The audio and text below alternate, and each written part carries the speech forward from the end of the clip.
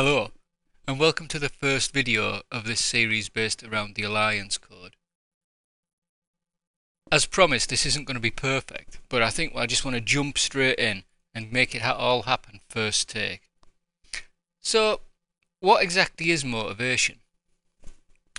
Well, let's begin by looking for motivation, by meeting you exactly where you are, in your current reality. If you're totally happy and content, then it seems fairly obvious you'll have absolutely no desire for change. But at some point, you may begin to consider other options, as you begin to create a new desired outcome. And as this becomes clearer, your mind will begin to notice the gap between your current reality and the new desired outcome. And as it holds on to these two realities at the same time, it creates a sort of tension, a creative tension in the gap between the two, because it can't hold them both simultaneously because they're different. And this creative tension you might know as motivation. It's really that simple. The gap between your current reality and your desired goal is where you'll find your motivation. But as ever in life, it's never going to be that easy. And over the next few minutes, I'm going to explain to you some of the key mistakes you can make when you're looking for effective motivation, and explain one of the ways and the tools that you can use to make this happen. So what are these mistakes? The number one mistake is being vague. You can probably understand that if you've got a fixed clear goal and a fixed desired goal, then the gap is pretty clear and your mind will be in tension. But what happens if this goal is actually a vague, sort of unclear thing? What do you think would happen to the tension? Well, it starts to reduce because it's less obvious to your mind that there's a gap. And it gets even worse for many people because they refuse to accept current reality either. So under these circumstances, it's really easy to see that motivation will decrease and you're not going to make any effective changes. The next mistake is making your desired goal too small.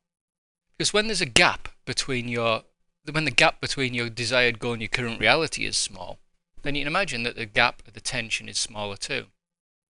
But what happens is the other way this works is that when somebody's got a current reality and a desired goal out in the future, they're holding on to this tension and the brain just doesn't like it.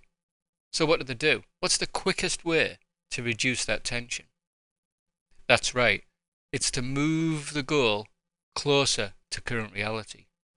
That gives instant relief, but it also contains the seeds of its own destruction. Because if you keep following that pattern, what happens?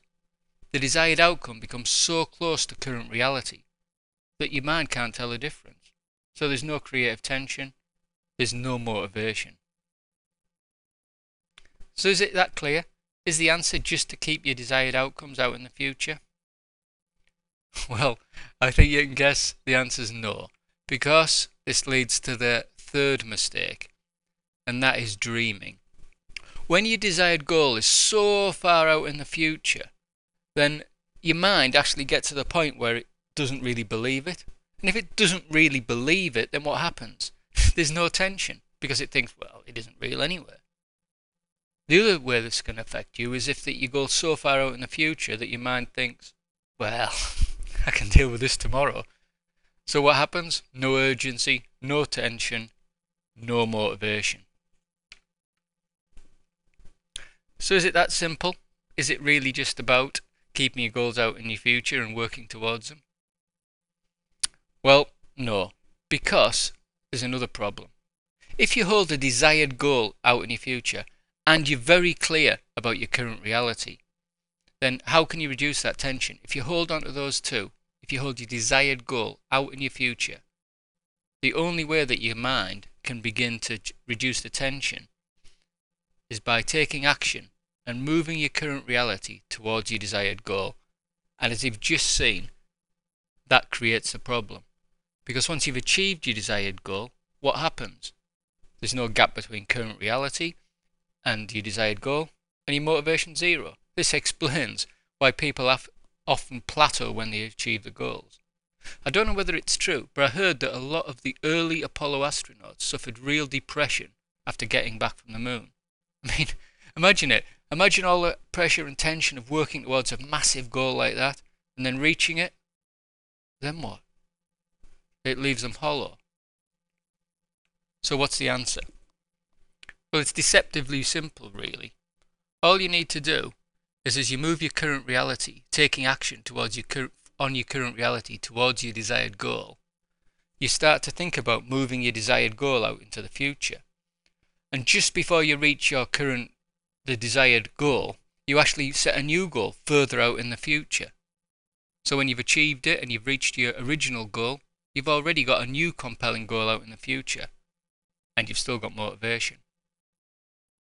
Now, there's a real warning on this one as well, and that is, if you really want to avoid becoming like a donkey chasing a carrot, it's important that you actually, when you get to your desired outcome, you celebrate it. Now, I apologise for the little Microsoft smile there, but it seems that PowerPoint doesn't allow you to look very happy. But I recommend that break that into a big smile and celebrate each goal as you achieve it, and keep stretching them out into the future. This also will help you understand why enjoying the journey is such an important part of life. Because at the end of the day, life isn't just about achieving goals, it's about enjoying the journey. Now, this presentation's gone on a little bit longer than I expected, but it's worth taking a few minutes out just to do a quick summary of what the main problems are with motivation. Number one is being vague. If you're vague, you reduce attention and no motivation. Number two, outcome too close to current reality. Number three, dreaming. I think there's a post on the blog about this, but if you stick your goals out too far in the future, you'll find you procrastinate and you have no motivation because you just really don't believe you can achieve them, or they're so far out in the future, there's no urgency. And the third one is hitting the goal plateau. What did the astronauts do? Well, in later missions, what they did is, just before the astronauts went off to the moon or wherever they were going, they made sure they had a string of goals for when they got back to Earth. So they were opening a new ranch or producing a new program, but something. So when they got back, they had something extra to do. And it's important that you recognize that. So what are the secrets of consistent motivation? Firstly, continually working to understand what is really important to you and how you'll know when you have it. 2, being open and honest with yourself about your current situation. If you're not honest with yourself, you can kid yourself and keep yourself stuck for years. Freedom really does lie in being open to what's actually happening in your life. Number 3, celebrate your successes. Take a moment out and just congratulate yourself on a job well done, even just for taking the action, but make sure that you celebrate completion. And finally, having a string of goals out in your future. Make sure they're realistic so you believe you can achieve them at some level, but make sure they're challenging enough to keep you motivated. And that's it.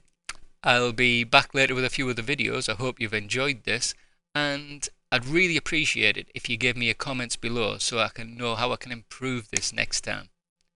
Bye for now. See you later.